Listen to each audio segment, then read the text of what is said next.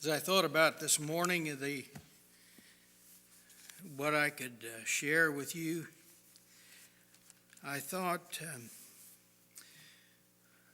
should I stay with the Christmas theme? And I thought I'd like to stay with the Christmas theme, but there's some things that I'd like to share that are beyond the season. I'd like to read to you from Judges chapter 6, starting with verse 11. And there came an angel of the Lord and sat under an oak, which was in Ophrah, that pertained unto Joash and the Abiezrite, and his son Gideon. He threshed wheat by the winepress to hide it from the Midianites, and Midianites were the villains, you might say. And the angel of the Lord appeared unto him and said unto him, The Lord is with thee, thou mighty man of valor.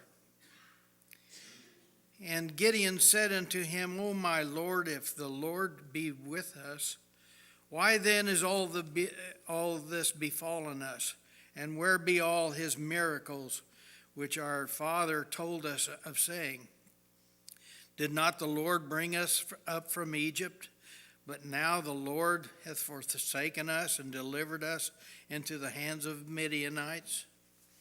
And the Lord looked upon him and said, Go, in this thy might, and thou shalt save Israel from the band of the Midianites. And have not I sent thee?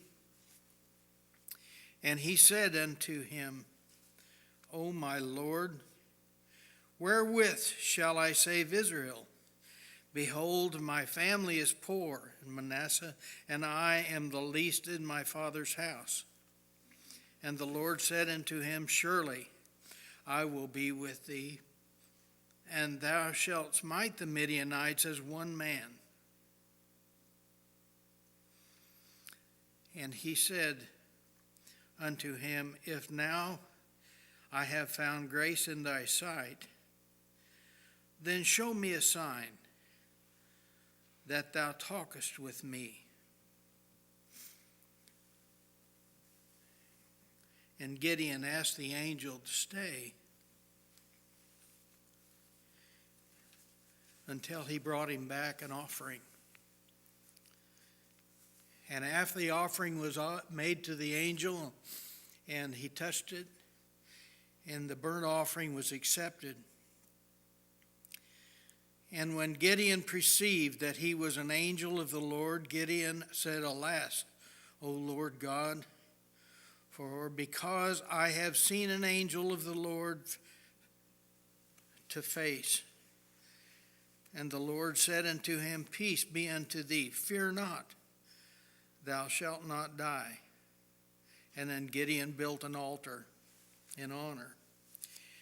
And later on, Gideon says, And Gideon said unto God, If thou wilt save Israel by mine hand, as thou hast said, behold, I will put a fleece of wool in the floor. And if the dew be on the fleece only, and it is dry upon all the earth besides, then shall I know that thou wilt save Israel by mine hand, as thou hast said. And it was so, for he rose up early in the morrow, and thrust the fleece together, and wrung the dew out of the fleece, a whole bowl full of water. And Gideon said unto God, Let not thine anger or not against me, and I will speak but this once. Let me prove, I pray thee, but this once with the fleece. Let it now be dry only upon the fleece, and upon all the ground let there be dew. And God said so that night, for it was dry upon the fleece only.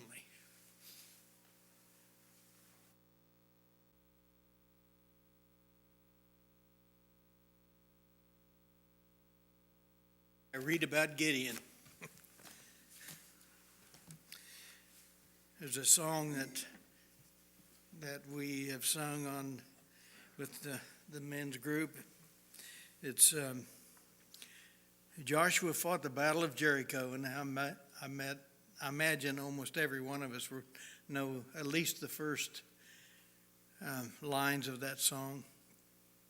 It says you can talk about a man named Gideon, you can talk about a man named Saul, but there's none like good old Joshua at the Battle of Jericho. What a way to start. Oh, come, let us adore him. And Aaron played, Oh, come, all ye faithful. And I trust that we have come as faithful servants, or intent, or at least on the path to struggle to find our way. I wrote a few notes down that remind me of the goodness of the Lord.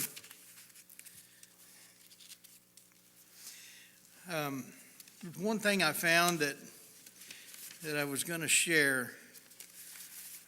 Sarah told me she got a new phone for Christmas, and I've had several messages from people saying, do you text?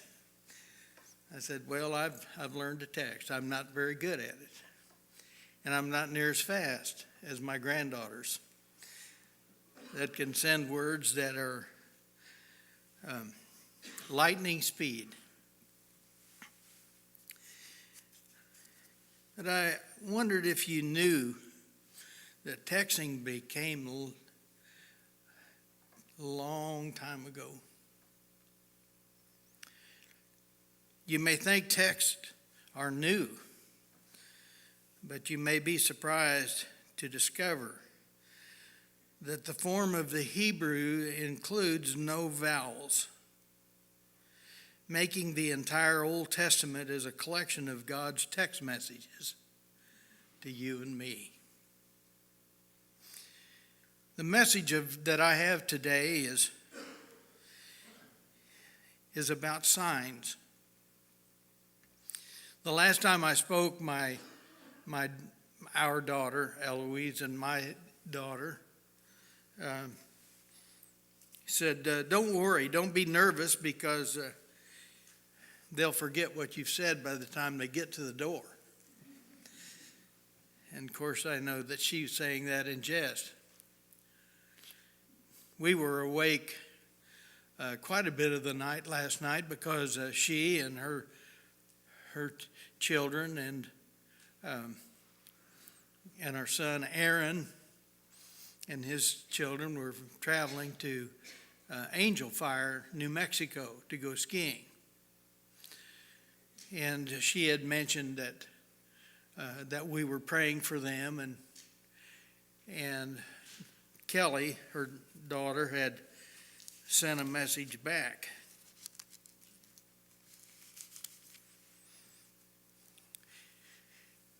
Eloise told her that I was a little nervous. She said, the messenger may be nervous, but the sender is very affirmed. So I hope this message this morning might bring a hope to you. She also said that no matter where I am, the servant has the master at his back. We have a star in our front yard. I shared that at prayer service the other week. And we have a cross that one of the family had made, and we had put lights on it. It's very bright, and the star is down by the lake so it reflects into the water. And up on the hill is the cross. We said it was the beginning of the end, but it's not. It's the birth and his sacrifice that he made for us. We think that Bethlehem is only important to the birth. But Bethlehem goes back a long way in history. It's where Rachel gave birth to Benjamin. And she died at birth. And she's buried at Bethlehem. It was the home of several important people. We saw a movie not too long ago, and those who traveled to Kirtland, it was a movie called Facing the Giants. And if you remember the activity that took place, one of the things that the coach wanted to do was prove that you can go farther than what you really think you can. With encouragement, you can make it farther. And in the movie, there was one of the big linemen, the blockers. His name was Brock. And he wanted to show the team that he could go just a little bit farther than what he expected. So he blindfolded him and he put a lighter man on his back, and he had to do the crawl. Danny knows where the crawl is. He was a football coach for some years. And so he put this young man on his back, and he encouraged him. He said, he blindfolded him. He said, now you don't know where you are, but he said, you start crawling and I'll let you know. So he thought he was going to have to go 20 yards or 30 yards. And so he started, and he started getting tired.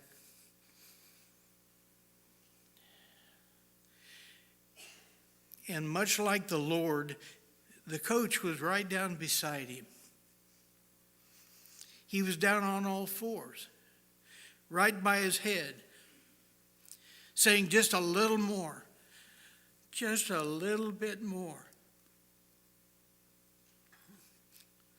And the team was kind of laughing until they saw what he was accomplishing. Just a little bit more. And he encouraged him all the way to the end, and he said, you're in the end zone. He had crawled that whole football field. And the Lord is like that with you and me. He's right down beside us. Encourage us. I had a lot of scriptures to show that there was all kinds of signs through the time. In fact, this morning I looked in 3rd Nephi, in the third chapter and verse 63. It said that they were converted, and it was to signify their faith. And signifying is a derivative word of the sign. There was a sign saying that they were faithful and they were converted because they loved the Lord.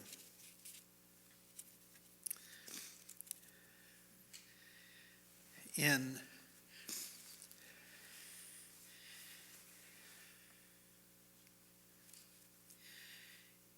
the last few weeks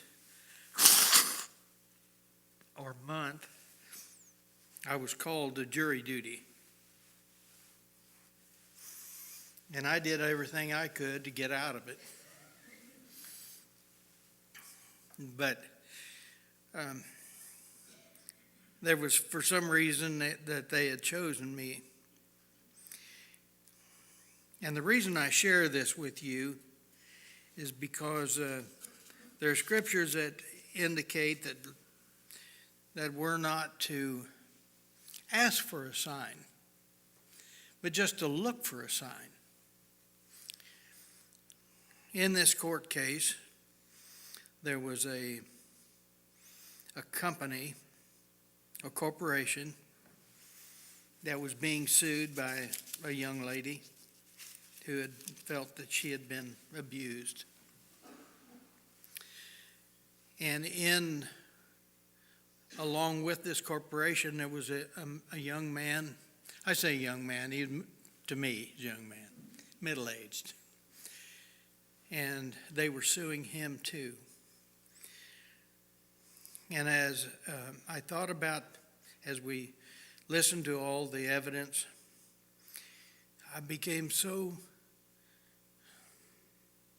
concerned about this man. I wasn't worried about the corporation because they have insurance and so on. And as I looked at the jury, there was only 4 of us men, and the rest of them were women. And of course, this was a young lady that was suing the company as well as this young man.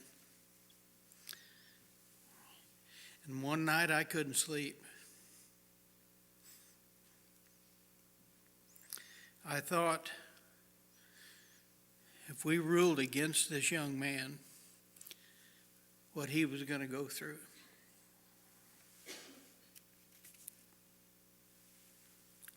And I prayed for him.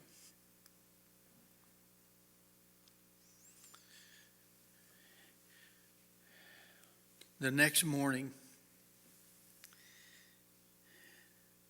we heard a few testimonies, and they decided to drop the case against the young man. It was a sign to me that the Lord heard my prayer. I didn't ask him for a sign, but he showed his evidence. This morning, Marlon shared section 45, 6b, of signs and wonders that we would see.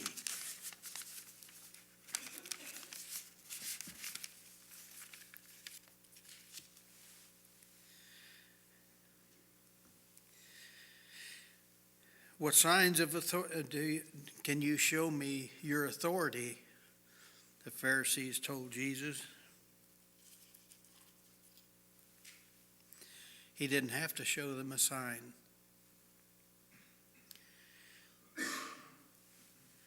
Brother Dale's preached a sermon about the signs of knowing what the weather's going to be. Being in the Navy, we know the cliche or the statement, red skies in the morning, sailor takes warning. Red sky at night, sailor's delight. We wonder why we are where we are. How hard do we try? I want you to remember one thing. That the man or woman who finishes last in medical school is called a doctor. No matter how hard we try, we can be a true servant of God. We ask questions. Why are we where we are? 2 weeks ago, Melanie Coney and Melinda sang a song I'd like to leave it with you. Why me? I'm just a simple man of trade, speaking of Joseph. Why him, with all the rulers of the world? Why here, in this stable filled with hay? Why her? She's just an ordinary girl. I'm not one to second guess what angels have to say. But this is such a strange way to save the world. Our Master, our Redeemer, full of love. I was going to read a hymn, but you can read it on your own. Hymn number 152 in the blue hymn book. We know the time when he cometh. We know not the time he cometh, at even or midnight or morn. It may be a deeping in the twilight. It may be at earliest dawn. He bids us to watch, be ready, nor suffer our lights to grow dim. Then when he may come, he will find us all waiting and watching for him.